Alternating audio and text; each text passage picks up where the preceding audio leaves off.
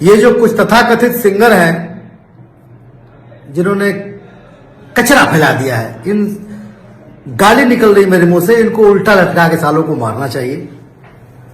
और मैं इसकी घोर निंदा करता हूं, किसी की बेटी के लिए, किसी बहन के लिए, किसी के मां के लिए, कोई भी सिंगर।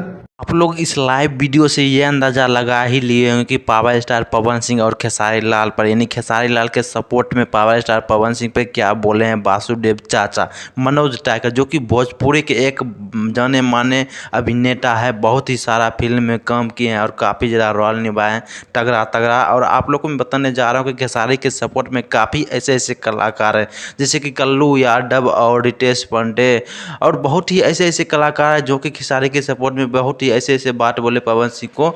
लोग आप लोग इन दोनों विवाद, खेसारी और पवन सिंह के विवाद में क्या सोचते हैं, अपनी राय जरूर दीजिएगा। थैंक यू भाई, धन्यवाद। जय हिंद, जय भारत।